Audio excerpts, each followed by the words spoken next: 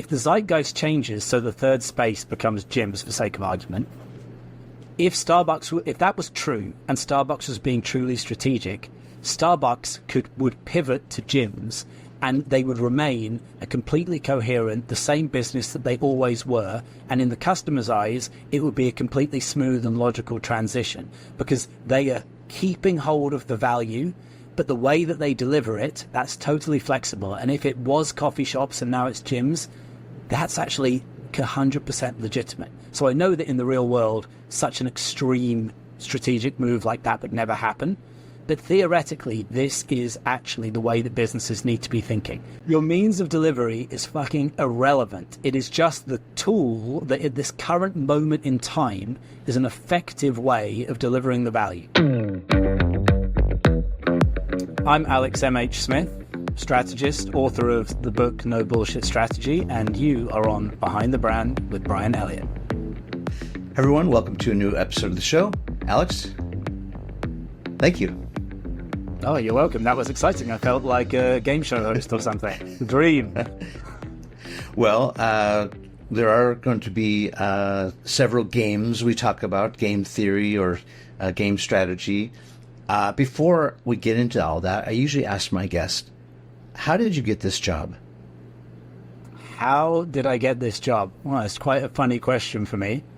So I am this quote-unquote strategy expert who has never done any education on strategy, never worked for a company or under a boss who did strategy, never done a course on strategy. I started a strategy consultancy without ever having read a single book on strategy. And I didn't even realize at the time that I was doing this. Now I look back and I was like, that was incredibly stupid. But what it did is it did give me one obscure advantage, is that because I have no qualifications, no education, no knowledge whatsoever about my field, quite frankly, it meant that I basically made things up. I made up theories, I made up techniques, I made up a whole body of kind of philosophy about strategy, which I thought at the time was very, very original. But over time, I started to realize, as I started to get little bits and pieces of actual proper grown-up strategy knowledge, I was like, all I've done is reversed my way in to classic strategy stuff that any old idiot could read in a book in 2 minutes. Stuff that anyone who's done like an MBA or whatever would be very familiar with.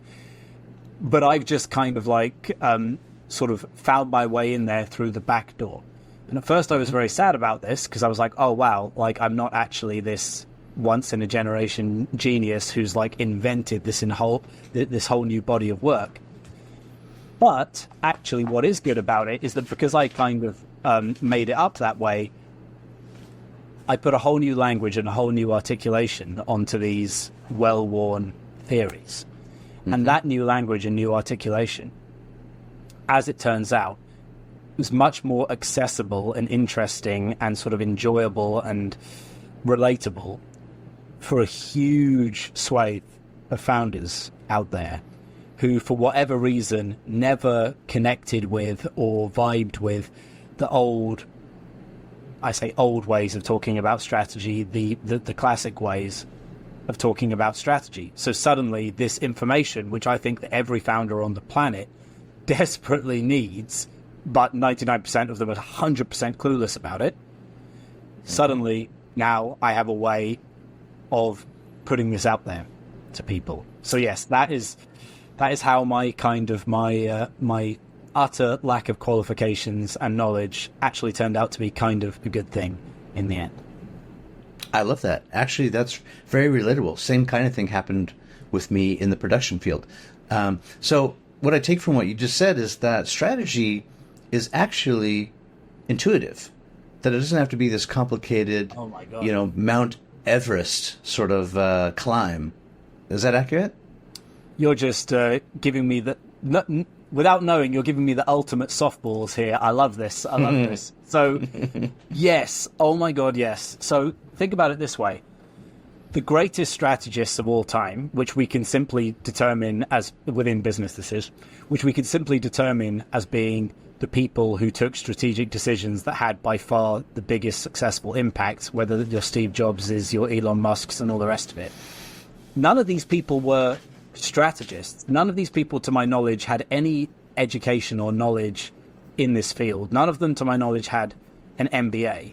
They very much just were intuitively making decisions, which were, let's call them, high leverage decisions. And there are people out there who just have that knack. So it's not a normal knack. Most people actually have the opposite knack, right? Most people make decisions which feel like a good idea to them, but without realizing they are profoundly unstrategic. And so those people, the majority of us, they need to be sort of forced via education and frameworks or whatever it is into making strategic decisions. But there are some people out there who just get it. And when you get it, when you have this sensitivity, and I do see strategy fundamentally as being a form of sensitivity, or even, we talked briefly about Rick Rubin before we came on here, a form of taste. There are some people who do just have that. And if you and those are the genius founders. But if you don't have that, you can force your way to learn. You can force yourself to learn it. I want to properly define what strategy means, at least by your definition. Before we go there, though, I want to go back in the chronology a little bit, just get some more context. What were you doing before you became this author, before you had all these strong opinions about strategy? What were you doing? I started my career at EY and then L'Oreal, and both of them kicked me out in like under a year. So a horribly failed corporate career. And then I went to sort of get the only job I could at the time, which was I worked in a small marketing agency. So agency land, ad land. And that agency was in the particular sort of niche that it was in. Agencies didn't do strategy, and I'd never heard the word strategy. But after a few years of being a sort of unremarkable account executive there, I cottoned on to the fact that some big sexy agencies do strategy, as in whatever way they do it. So I said to the boss there, why don't you let me set up the strategy department? And wouldn't that be cool? And because this was a small agency and they got nothing to lose, and all it means is that they can say to clients, and we do strategy too. So it looks good. Whether or not I'm good at it doesn't really matter. He was like, yeah, sure, why not? And so that's when I first started muddling together, okay, what am I going to decide the strategy is? Which in the context of an agency, and I don't think it's only me who does this. Like, I think this is happening in big, serious agencies who are doing real strategy. All it really is you're just post-rationalizing the creative ideas. You're just saying, why is this a good idea? And Obviously, in theory, you should come up with the strategy and then come up with the creative idea. But in practice, a lot of the time, the creative idea gets chucked out and the strategy is just a little song and dance number to rationalize that for the client and make the client think that it's a good idea.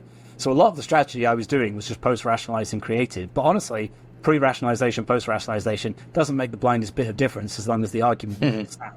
So that was how I sort of learned it. And then, after a while, I started to realize, and I think a lot of people in agency world could relate to this, that what agencies are doing, ad agencies, marketing agencies, whatever, what most of them are doing fundamentally is they're putting lipstick on the pig.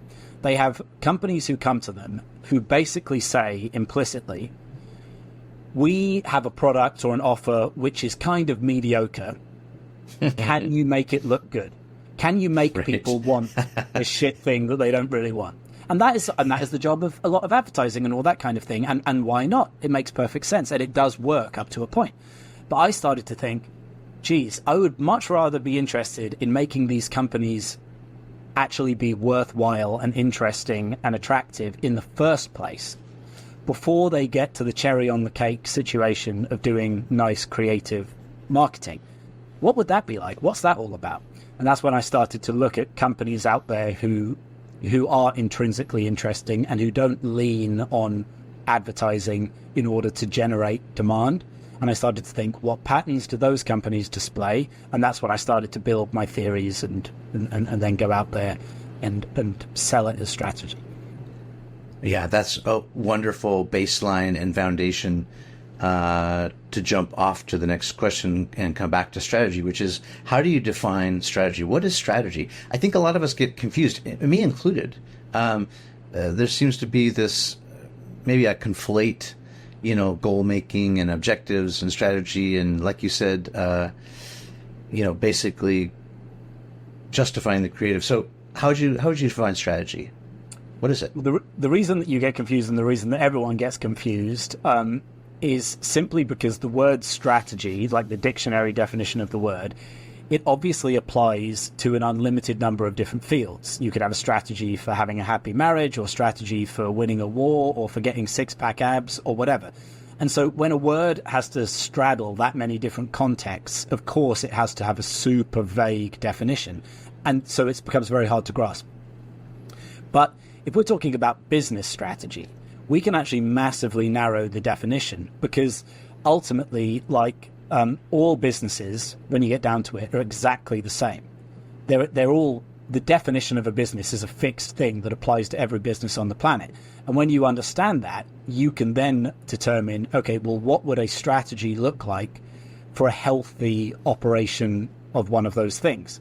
And then you can get a much more manageable and narrow definition of strategy. So if we start with what is a business, the answer is a business is just a system designed to generate value, to put value out there in the world and receive value in exchange. That applies to every business on the planet. Therefore, if we want to make one of those things grow and be successful, how do we do that? Well, we just find a way of increasing the amount of value that thing generates. So the strategy for every single business, as far as I'm concerned, always is simply your answer to, how do we generate new value for the market? Mm-hmm. That's it, right? And if you think about it, the vast majority of businesses out there, they actually don't generate new value. Because let's look at the two sides of that equation, right? You've got value and you've got new, okay?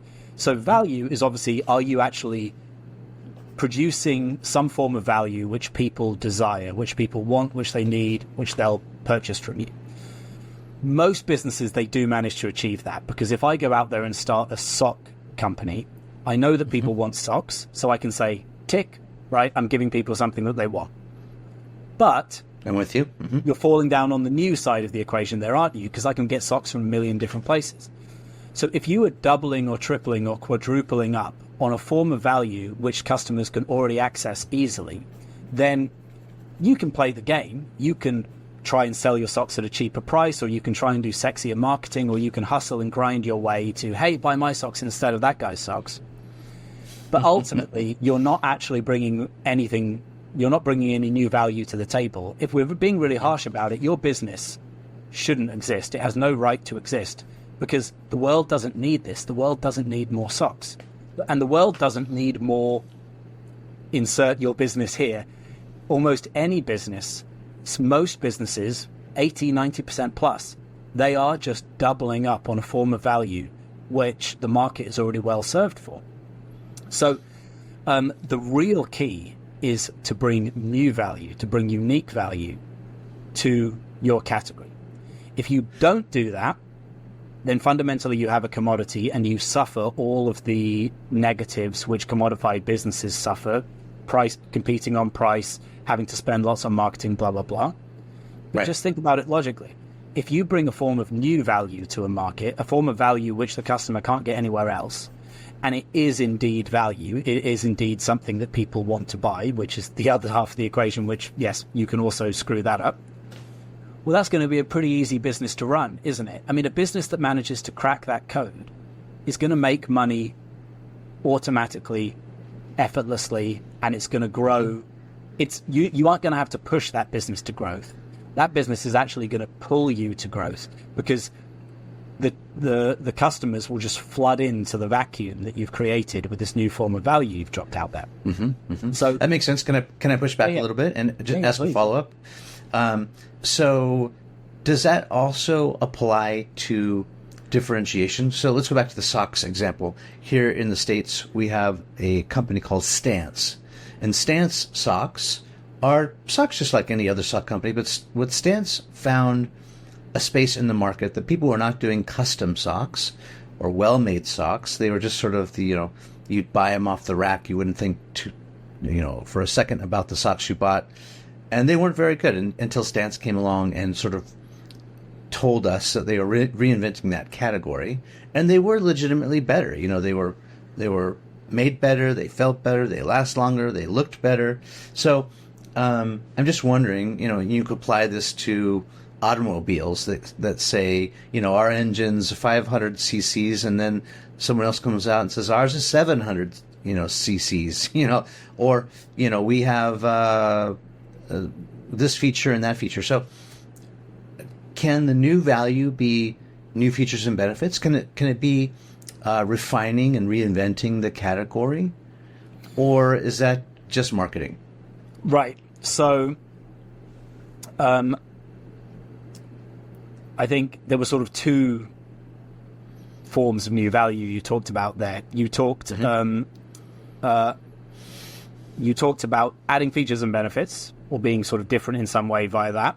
Or you talked about essentially one-upping the market, being better 500 cc's versus 300 cc's. So the main reason why people struggle to think strategically is because they make exactly this error, which is they believe that the market will reward the best option in whatever given territory is being competed over. And this doesn't happen. Better is inherently unstrategic, and it kills infinitely more businesses than it saves. Because think about it this way: when you say that what you're offering is better than the other guy, what you're really saying is that what you're offering is the same as the other guy, because you're implicitly saying that our two things are being measured on the same yardstick here. Now, maybe you are better based on that yardstick. The problem, though, you're going to have is that the market doesn't see better. The market only sees territory. So it thinks in terms of space rather than degrees. And so, like, if you have 4 or 5 brands all tussling over the same general offer, the same general space, the winner is typically not going to be the best one. And frankly, who's to say it's the best anyway? Everyone says they're the best. It's generally in the eye of the beholder. The winner is much more likely to be the one with the highest name recognition, the one with the most money to spend on marketing, the one with the highest availability, mental, physical, whatever availability. And the fact that one of the other ones is a bit better on some given metric, that's just going to get lost in the shuffle. So this is what traps so many businesses, is that they start trying to become better than their competitors when they don't realize that through their efforts to become better, all they are doing is commodifying themselves and melding into the competitors. Now, just to quickly address the other point, because it was a little bit different, about putting differentiation into your product. So we're not necessarily saying I'm the same but better. We're more saying like, I'm like that, but I also have this thing over here. The simple way to think about that, because it's another trap, just like better, is that people, when they think about differentiation, they tend to think about it in terms of differentiation of product, when actually they should be thinking about differentiation of value. So the analogy that I use for this, very simply, is that I'll get businesses coming up to me and they'll say something like, well, Alex, I've got this all nailed. We're so different because, like, we have a chocolate bar, but our chocolate bar is round, whilst all the other chocolate bars you'll see on the shelf are square. Aren't we different? We are the only round chocolate bar. We win. Right. And I'm like, well, no, you don't, because a round chocolate bar does exactly the same job as a square chocolate bar. Now, I'm not saying it's worthless to be round. Maybe you get more shelf standout. It's a bit quirky, whatever, so it has something. But you've only differentiated product. You haven't differentiated value. You aren't actually giving the customer something that they can't get from other chocolate bars. Now, so you need to think about, like, the thing where difference counts is not in the way that you deliver the value. It is in the value that is being delivered. So going back to your socks brand example, now I'm not familiar with them, so I don't want to definitively make a judgment call on what they're doing. But I would suggest that, given that sounds like they're a successful new entrant into that space, they're bringing a new type of value to that particular category. In fact, even the very idea that you would have a brand that takes socks so seriously as what you're saying, describe them as, whereas this is this sort of commodity thing that I normally don't really think about it, and like a sock is a sock is a sock. For someone to actually just come out there and say, well, what if you actually started being very intentional in the way that you buy socks? That's actually a kind of a new idea. That's so that's sort of interesting. Whenever you see a brand that's got serious leverage in its market, it's not because they are, it's not generally because they're better than the competition, and it's not because they are differentiated from the competition. It's simply because they are bringing new value that people can't buy from anywhere, that people can't currently get from anywhere else. Gotcha. I want to unpack that more. I have so many more questions, but before I go there, how should we be approaching strategy in the first place when it comes to our audience? Because like in my order of operations, and I see this with my production company business, a lot of people will jump right into tactics. I want to make a video.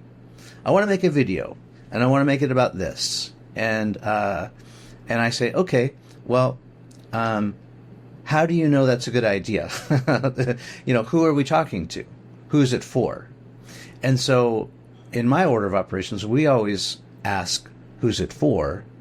And then, what evidence do you have that those people actually want what you are offering? And so we go through this audience exercise. Is that the right approach, even with strategy? I mean, it's certainly a better approach than most people are going to be doing. So if you are at least getting to the point where you know your audience and you know what you want to give them, like, at least then you've got a degree of focus and clarity. But ultimately, I would say that I wouldn't really class that as strategy, in the sense that what strategy ultimately needs to be is it needs to be a way of giving you leverage, where you can say, this particular decision that we've made is going to bring us 10, 20, 30x better results than this other equally valid decision. And the reason it's going to do that is because it has a high degree of leverage. And this is the thing that, although most founders out there, they are, of course, thinking about who's our target market and what is our offer and all of these basic things. Mm-hmm. The reason that they aren't really doing strategy is because the answer that they're coming up with to all of that, and and the way that they're building and designing their company, it ultimately churns out a fairly generic, mediocre thing at the end of it that doesn't really have any leverage, and which is probably the same as a lot of other things out there, and is going to require a lot of grind and hustle to push forward. So, like you said, the question is then, how do we actually make it so that our idea is something that's very high leverage? And there are different ways of doing this, but I think that by far the most direct and powerful and interesting way of doing this, which any business can do, is to think about strategy first and foremost as being an act of sacrifice. So the idea is this: you exist in a category, socks or whatever else it's going to be. Every category has got a set of norms which are well established that the brands in that category fight over. So everybody knows that computers are meant to be powerful and fast. Everybody knows that, groceries, they might be fighting over like being cheap or whatever, or your laundry detergent is meant to get your whites white. There's going to be a set of like codes that exist in every single category. Mm-hmm. The way that new brands blast through in categories these days, this wouldn't have been the case 50 years ago. The game was easier then because there were a lot more unanswered needs. Now there are very, very few unanswered needs because most categories are super mature and all of the low-hanging fruit has been picked. So the way that companies blast through and give high leverage solutions where they start making money easily and automatically is that they will take one of the core codes of that category and they will reject it and they will fail at it. They will sacrifice it with. And what happens when you are bold enough to sacrifice something that all of your competitors think is important is that you will have a new horizon on new types of value that you could offer, which are incompatible with that thing which everybody else has been holding dear. And so this is the only way that people think that they can just come up with this amazing new idea that no one's thought of in this additive sense, or by talking to the customer and asking the customer what they want. Your competitors, they aren't stupid, and chances are there's also like thousands of the buggers as well. So like you're not just going to come up with some new, exciting, high-value idea just by adding something to what's already going on. You're only going to be able to do it by taking a hard decision and removing something. So just to make this concrete for you, like, I could just give you a billion examples of this. The Nintendo Switch is the world's best-selling console because they were prepared to sacrifice power, which PlayStation and Xbox are not prepared to sacrifice, in order to make the device small and therefore portable, and therefore open themselves up to a whole new form of gaming that you just simply cannot do with the PlayStation and the Xbox.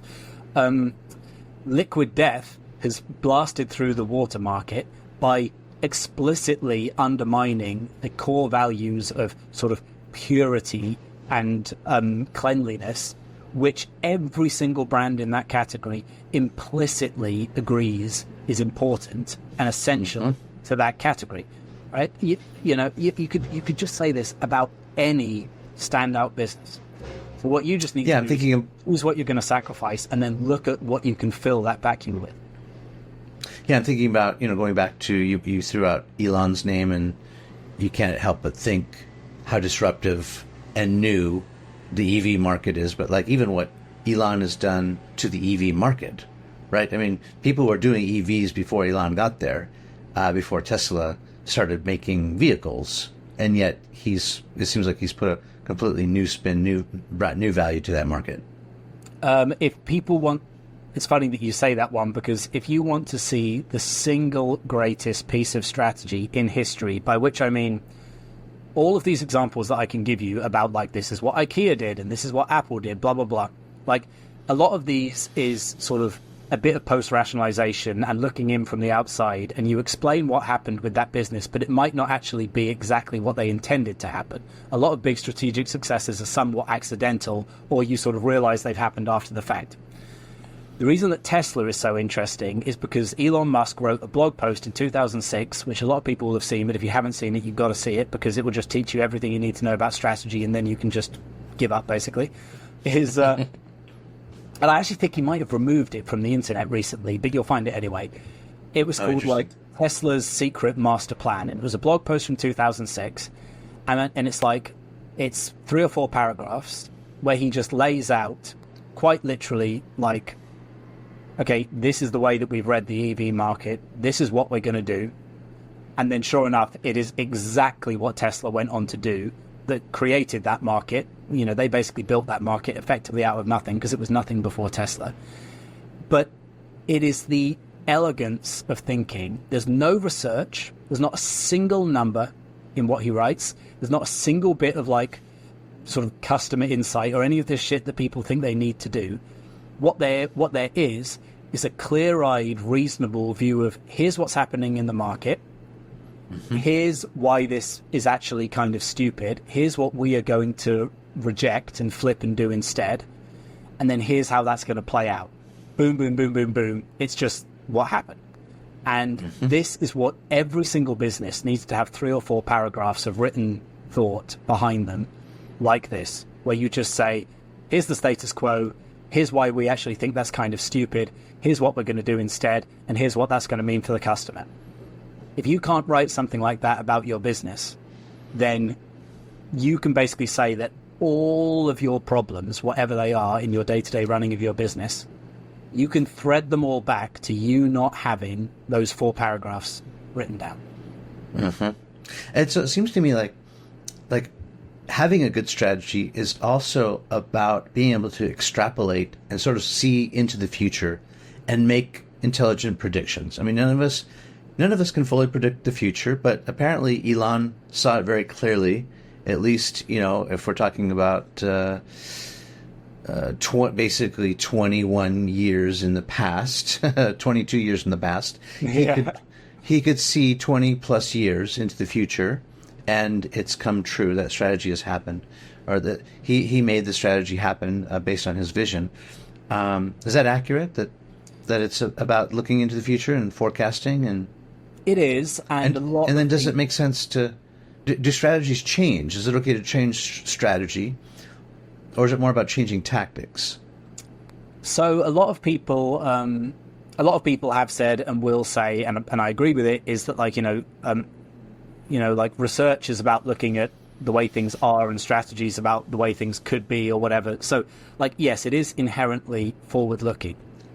What I think is quite cool, though, this is a little bit of a more kind of subtle or esoteric idea, but it's something that I find interesting, is that we underestimate the ability for our ideas to change the world in a manner whereby the idea will work. So hang on, I didn't explain that clearly. You can come up with an idea, a theory, and that's a really nice way to think about a strategy, by the way. Think of it as a theory. Like, my theory is that da-da-da-da-da. That's a sign that you're thinking in the right way, because it's never a fact, exactly as you said. It's only ever a theory. So my theory is that, like, if we do such and such will happen. Now, at the moment, on paper, that might actually be a bad idea, and it wouldn't work. But something magical happens when you put something out there in the world. If you put it out there with enough confidence and aggression, the world will change in a way that it accommodates your idea. I hark back to the liquid death example just because that is an idea that if I told you that on paper, it is just a stupid idea that doesn't really. It sounds terrible, right? Yeah. It's just a shit idea. It's not even a funny idea. It's just a bad idea on paper.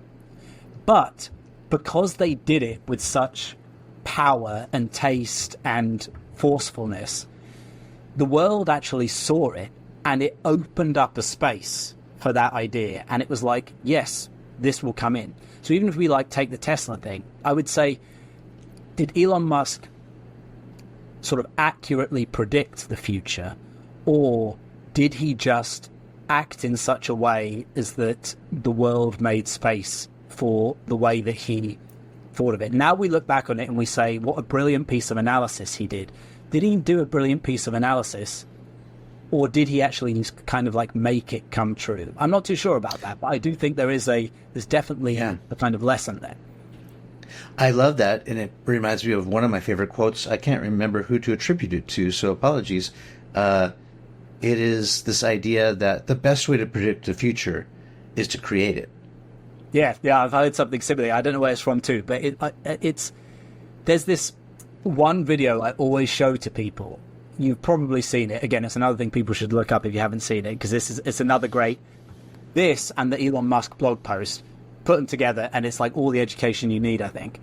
And it's this piss take of a comedy video about supposedly how they created the brand Yeti, the cooler brand. Of course, yeah. Have you seen the video? I haven't seen it, but I know the folks from Yeti pretty well, and I'm a big fan.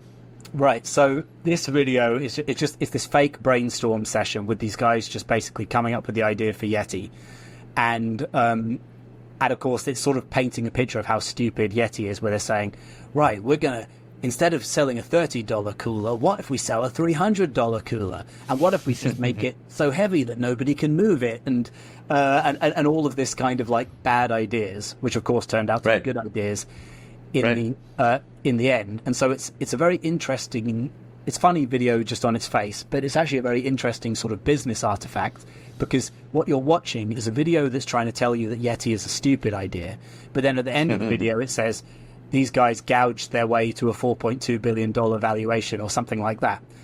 And so you've got to stop and think about that, hang on a second. Am I meant to be watching people doing something stupid, or am I meant to be watching people doing something smart? And the truth is that what you're seeing, and I don't know if this is how Yeti really went, but just in the context of the video, you're seeing how very clear, forceful, courageous, well-executed ideas can power their way through despite looking bad on paper. Yeah. Yeah. Have you heard the SpongeBob SquarePants story? No. I know this just because of the lore that I learned from the studios, and it's a similarly stupid story. A lot of people I've talked to said it's absolutely true, and that is, you're familiar with SpongeBob SquarePants, the program? Wildly successful, one of the most successful animated series in history, maybe next to The Simpsons. But folks at Nickelodeon, at Paramount, were joking around and trying to come up with their next great idea, and they thought, literally, kids will watch anything. Even if, I put two eyes and a mouth on a sponge, they'll watch it. And so that was sort of the genesis of this idea, and it was almost like a test to see how ridiculous and terrible that they could make this show, to prove the point that kids will literally watch anything that's animated. And there you have SpongeBob SquarePants. I want to go back to this idea of creating the strategy. I'm still not clear on a process. Yeah. Again, if it were me, and I see a lot of my clients jumping right into tactics because they think they have this great idea. I'll give you an example. I have for 20 plus years had this great idea for a product in my mind. And really, this product is just something that I wanted personally, and I'm kicking myself for not having made it. But anyway, here it is. When you're in the shower, if you're like me, it's easy to wash up and get your front proper clean, no problems. But to get your back clean, that's another story. And, they have the back scrubbers, and they have different tools, and they're quite uncomfortable and kind of cumbersome, not great. So I thought, one day I was hiking through nature. I was at Yosemite National Park, and I saw this picture of this bear who was, standing upright, scratching his back against this tree. And this idea came to me that I should create this bear back scrubber. In other words, imagine this sponge of some sort, whether it's a loofah or whatever, attached to this really strong suction cup that could be positioned anywhere in your shower or tub, at any height, and you could then lather it up, and then you could put a little water on it, and then, like a bear, you could rub your back against it and get your back proper clean. And this would work for lots of different folks. Like if you've got a lot of muscle, you could barely put your elbows together. Or if you're, my grandma who's not flexible anymore, it would help grandma. So this bareback scrubber I thought was this great idea, and I've always been wanting to take it to the market. But the thing that's lacking, Alex, is I don't actually know if anyone's like me and really wants this thing. I just think it's a great idea. And so I see a lot of my clients rush out. They have this great idea for a product where they actually will spend money on a dye or on sales samples, and they'll create minimum order quantity of 5,000 of these things. Then they get to market, they say, "Ta-da! Here it is," and then it's just crickets. Like no one wants it. So, what is the process with coming up with a strategy? Is it audience first? Is it intuition first? What is the process? And do you like my bareback scrubber? Would you buy it? Oh, I'm there. You got me. It makes me think how filthy my back must be after all these years of neglect. Right? The tagline is, wouldn't you want your back as clean as your front? Of course you would. Exactly. So this question of process, it's, I'm just going to try and, it's different depending on where the business is in its life cycle. So the simple way to think of it is like this. Businesses, they have a business that becomes strategic. It generally has this sort of process. It has an experimental phase where you're just sort of throwing shit against the wall and seeing what sticks. You're putting your product out there. Does it fly? Prove the model. Yeah. You can't really, of course, you can generate a pre-launch strategy to lower your risk, but it's classic Mike Tyson, everyone's got a plan until they get punched in the mouth thing. You don't really know until it goes out there. Strategies that you develop pre-launch are often sort of not worth the paper they're written on, because we're just so bad at kind of like predicting how things are going to go down from scratch, you know. Now, that doesn't mean that you shouldn't do anything. I do think that in that scenario, you do need to have certain building blocks lined up. Like what I was talking about before, you know, you need to understand, you know, what actually is the new value I'm bringing to the market here. And, you know, is there, you know, what is the category I'm playing in? Is there anything that I'm sort of like sacrificing here that will give me some degree of sort of defensibility?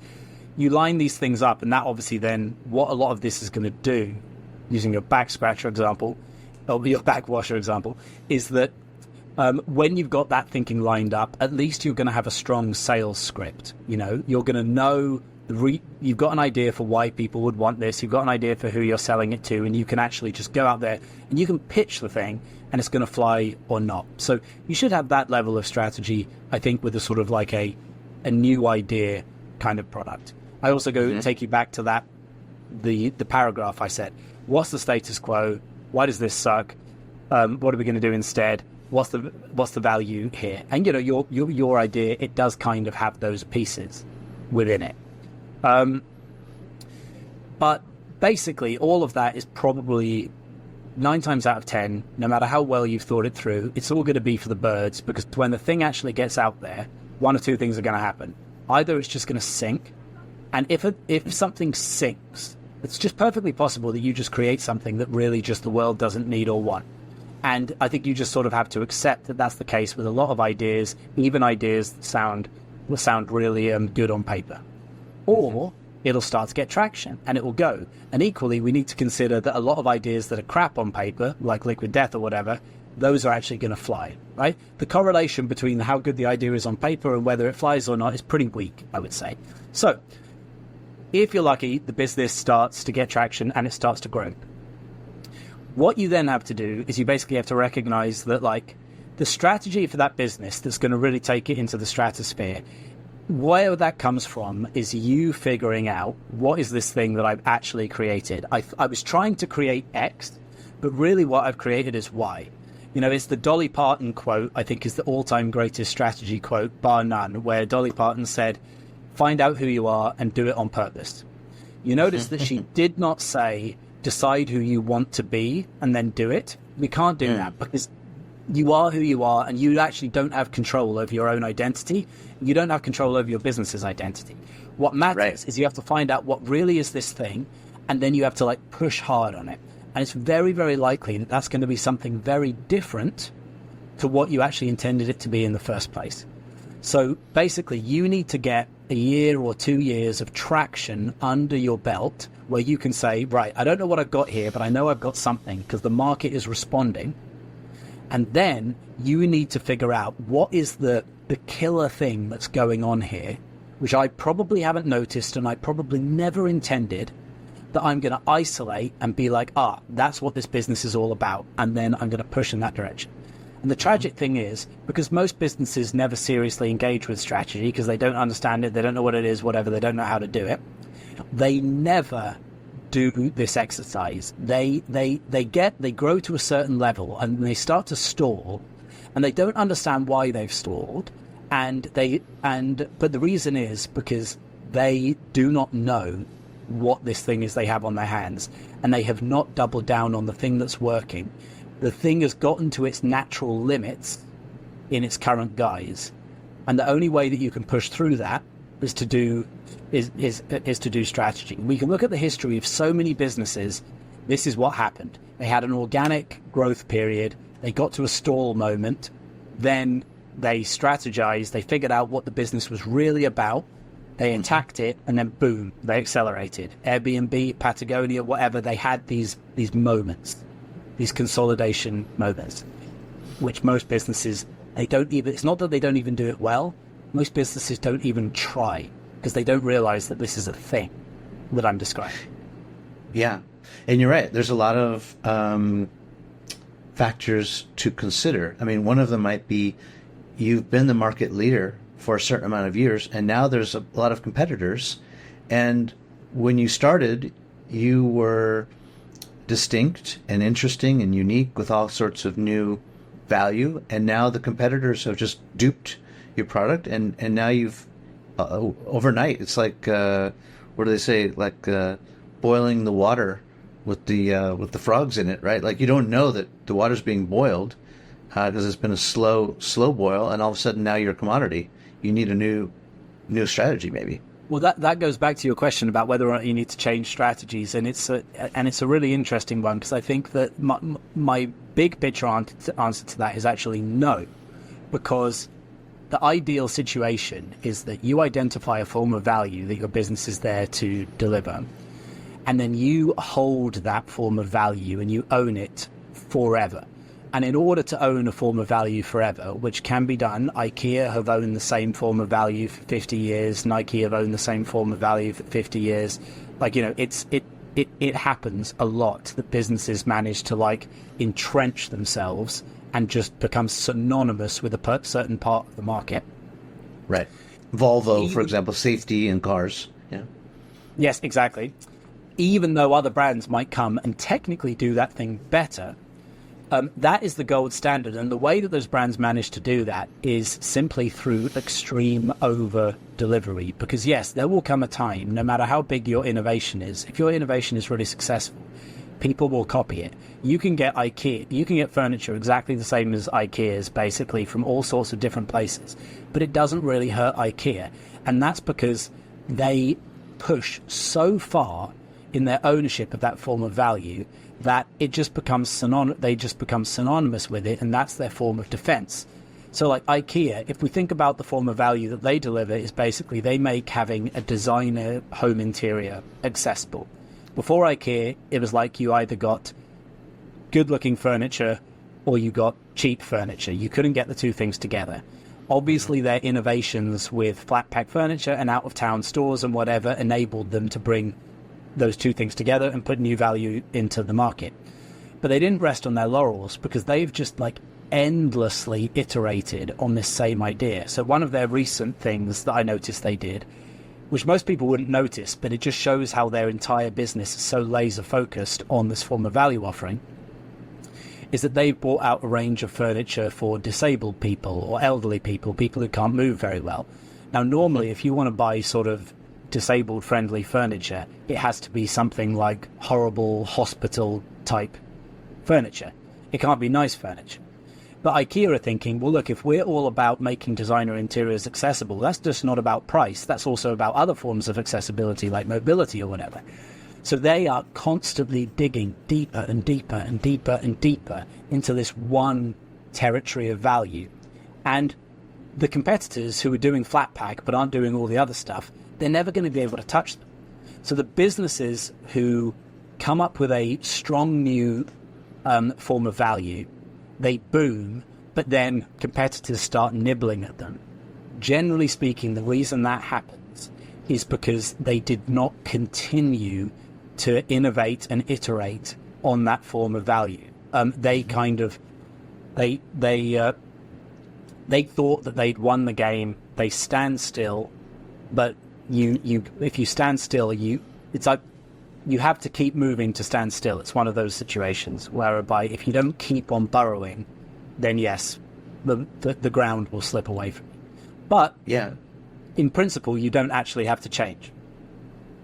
Yeah, and that sounds a lot like an extreme amount of empathy for the consumer. So in your example of thinking about disabled people or people who don't move very well, IKEA stays on their core vision, their core strategy, but they continue to burrow down and think about people who, other people in the market who are maybe underserved, and they have extreme empathy for them to the point that they are willing to then create new product for them. You think is that accurate? Yeah, 100%. And actually, just think about the depth here, because there's such an important subtle point here. Is that like, a lot of businesses, they think, oh, we have empathy for our customers, or we're going to listen to our customers. What do our customers want? Oh, you want that? We'll give you that. We want that. We'll give you that. That is not strategy, right? Because that is actually another form of commodifying behavior. What IKEA do is subtly different, but crucially different, is that they are looking at the customers through the lens of their strategy. IKEA are not interested in what their customers want in the abstract. IKEA are always asking the same question: how can we increase the accessibility of designer interiors? So there are things that their customers want which don't fall into that purview, right? And they can just ignore those things. And it doesn't matter whether the customers want it or not, because they ask the question, is this going to drive us deeper into our strategic territory? So that particular insight they had, if you'd gone up and asked 100 people who've got mobility issues, what are your issues with furniture? I'm not convinced that they would have told you, oh, we want to have furniture which is more like designer furniture, because it probably wasn't in the realms of possibility. Mm-hmm. That insight was created not from the customer. The insight was created from the strategy and looking at the customer through the lens of the strategy. So when you know that you are all about one particular form of value, what customer research looks like becomes very different. You are only interested in the way that customers are operating within that space of value. And then that's where you come up with really, really interesting innovations, rather than the generic type of innovations that you come up with if you just, see what their pain points are, blah, blah, blah, blah, blah. Like, because everyone's doing that. You're all going to come up with the same answers. You're all going to come up with the same solutions. Well, and that's a really good point, and subtle if people missed it. I'm glad that you did that. And you don't have to look much further than this idea that a lot of let me say it again. You don't have to look much further than the trap that a lot of us fall into, which is thinking, oh, my product is for everyone. It's broadly appealing. Everyone wants my thing. And that's just not the case, because if you then jump into that idea of thinking, you have jumped into that commodity race, which is ultimately a race to the bottom, or an expensive race that you have to keep funding in order to stay in the pack, in the lead. I have another thing to run past you. So as I was sort of fleshing out this idea of strategy, what it means, I came up with like a hierarchy of achieving a goal, and I just want to bounce this off of you. Feel free to poke holes in this and tell me let's do it. Where I've erred or what I've missed out. So I was really trying to get my head around this, because I think of myself as having strategy, but then I thought, well, I don't know. let me put this to the test. So here's what I've come up with. So strategy is your approach in with all the given factors, the systems, the games, the players, the environment. It's about who, how, and why. Then the next tier down is objectives. So once you have your strategy, then you go to objectives, and objectives are sort of your to-do items or steps that are on the path to help you achieve that goal. It's about how you're going to do it. And then the third tier down is tactics. These are like the actions, the individual steps that you go about accomplishing the objectives. It's about what you're going to do. Does that track with you? Yeah, I mean, I would say there's nothing in there to disagree with. It has one of the reasons why nobody does strategy and nobody gets it and everyone doesn't think strategically and blah, blah, blah, all the rest of it, is because a lot of the very correct information that you'll hear out there, it has enough wiggle room in it that people kind of like, they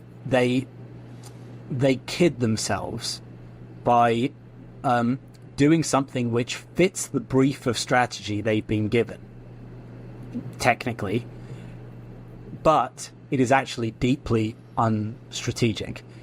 And so a lot of what I try to do with my stuff is that I try to define things in an incredibly brutal, narrow way that gives you as little get-out room as possible. So, for example, that whole thing about how being better is not a strategy. A lot of people can shove being better into a strategic framework and it kind of scans. So you have to frame things in a way that stops people from doing that. So I think while you're talking, let me give an example that might fit to that. So I'm thinking about the brand Lexus compared to maybe Mercedes, right? So, Lexus is competing in the luxury market, and their sort of claim is that they're better made, Japanese precision, different than power or driving experience. It's about how well this thing is made. It's made better. Yeah. So, I mean, yes, I would say that is not adequate strategically. There is a slight caveat that we won't go into this, which is that legacy brands that have existed for a long time, a lot of them built their reputation in a different era, and they're kind of milking that reputation now. So, like, Mercedes is a very successful brand, but in a sense that, like, they've got the advantage that everyone knows what Mercedes is. So, or Coke is like, people say, what's Coke's strategy? And I'm like, well, being Coke is Coke's strategy. The rules are not the same for them as it is for you and me. So our strategy is to not screw it up.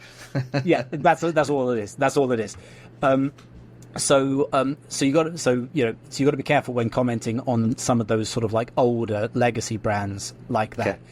But yes, so basically, like, I think that nothing to disagree with in your framework at all, other than people would be able to shove a lot of nonsense into that framework and say, "Hey, Brian, look, it works. I've done what you said," and you look at it and you're like, "Well, yes, you've technically done what I said, but you actually completely sort of missed the point." So that is always the danger with this stuff, and that's where so that's when you get people saying stuff like, one thing that you'll hear a lot, which is definitely true, is people will say, well, strategy is like a set of choices. This is one of Roger Martin's things, and obviously, Roger Martin's one of the great sort of strategic thinkers, and people say, well, Roger Martin says strategy is a set of choices. So here's some choices that I've made. I've made the choice to be really good to my customers, to make a brilliant product, and to try really hard. And I'm like, you could see that, like, they say that logically they're fitting in with the structure, and I'm just like, I don't even know where to begin with how, like, wrong this is. So it's very tricky, but this is what I'm sort of dedicated to doing with my work, really. It's very tricky to give the brief to the founder of, like, okay, this is what your strategy, you have to fill in this template, so to speak, and it's being narrow enough that they can't play any stupid games. So I'll give you an example. Like, something that I come up with recently is like a sort of, I call it a strategy sketch. And this is a kind of template that you can fill in the blanks to sort of write your strategy. And it isn't 100% sort of idiot proof, but it's probably like 80% proof.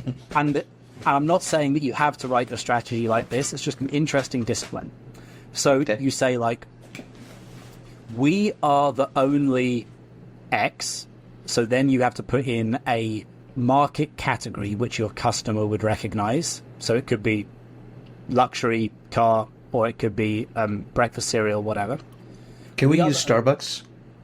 Can we use Starbucks? Because I just heard the new CEO of Starbucks talking this morning, basically apologizing to shareholders, saying, the ship has been off course. We're steering it back on course. And here's our strategy. We're going to get back to basics. Everyone loves Starbucks for the great coffee. And it's always been a place where you could go and linger longer. And we've drifted away from that. And now the strategy is to head back to that course. That's interesting.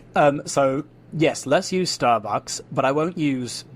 I'll loop it back to what he said at the end of this, but I will use the strategy that made Starbucks as opposed to, like, what they're necessarily doing now. Because a bit like Coca-Cola, Starbucks is now strategizing within the frame of being Starbucks. So there's a wrinkle there. But yeah, so we are the only X. So let's say Starbucks, we're the only coffee shop, I would say, or cafe, however they wanted to define it at the time. Next line is, who sacrifice Y, and that has to be something who sacrifice something that this category really cares about. So, like a core tenant that all of our competitors are committed to. How about low cost? How about low cost? I mean, I think Starbucks actually had quite a lot of things, but the crucial one, I think, is who let's say you could put this a lot of different ways. So I'll do it this way. Who sacrifice customer turnover, by which I mean getting maximum number of people in and out in the day and maximum number of transactions, which if you think about it, if you're like a cafe, a coffee shop, you want like as many people to come in and buy a cup of coffee as possible. So we're the only coffee shop who sacrifice customer turnover and then the next line is so we can do, and then you put in an innovation that you bring, which that sacrifice enables you to do. So in this case, they might have said, so we can allow customers to stay indefinitely in our cafes. So we take it all for granted now, but Starbucks invented the idea of you being able to go and sit in a coffee shop and buy one coffee and sit there all day. Like before Starbucks, that wasn't really a thing. Now we think we can do that anyway. And when you think about it, it's a deeply obtuse thing. Why the hell would a coffee shop want people to do that? Because it's incredibly unprofitable, and what an annoyance that person is. And then the final bit. So we're the only X who sacrifice Y so we can do Z. Final bit. In order to give the customer, and then you've got your new value. Then you've got the value, the thing the business is all about, in order to give the customer whatever form of value.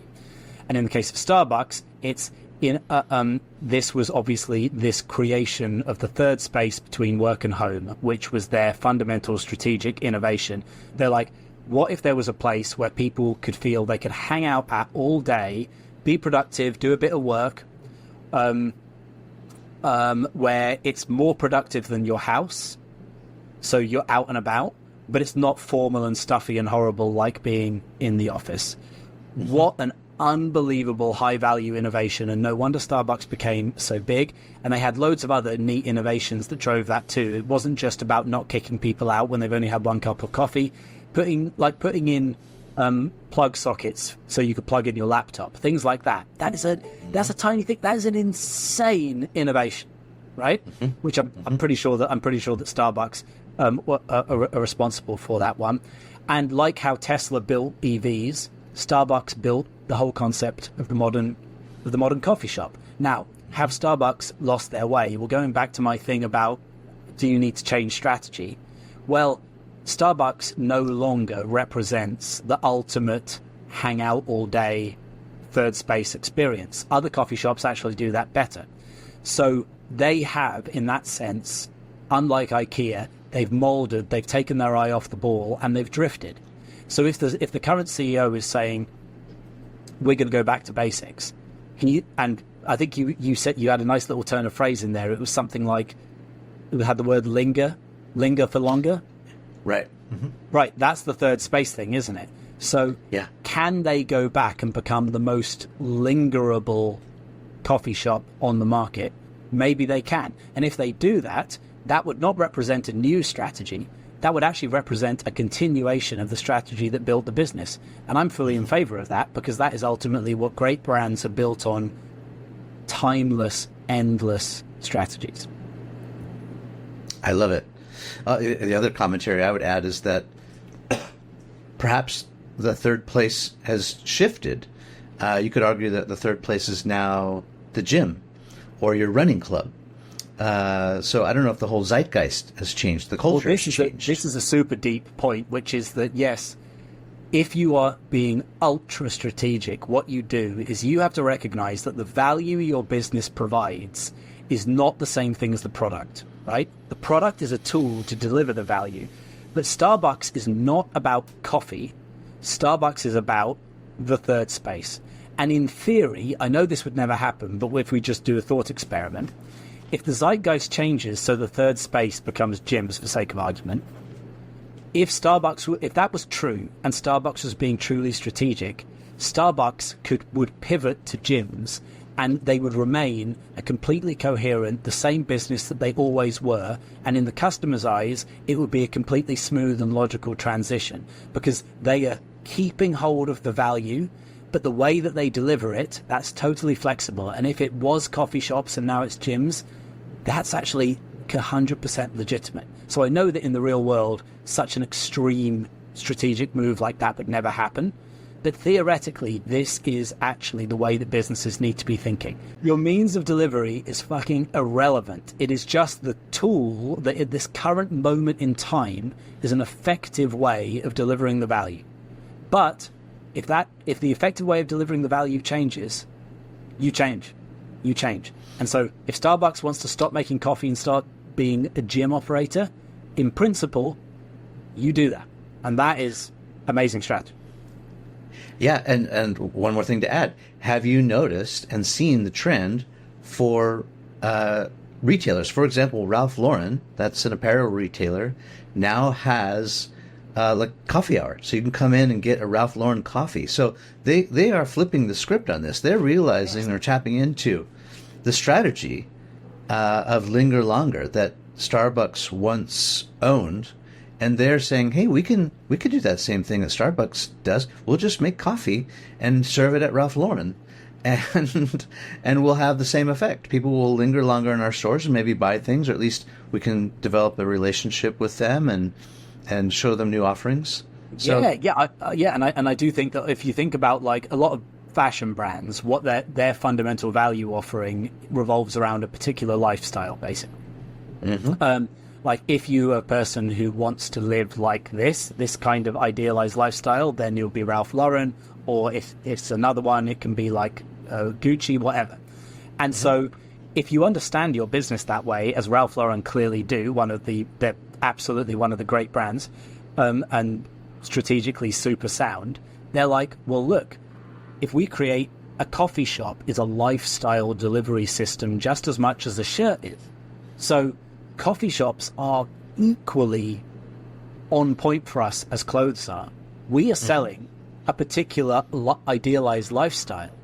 The means by which we sell it does not matter. Does not matter.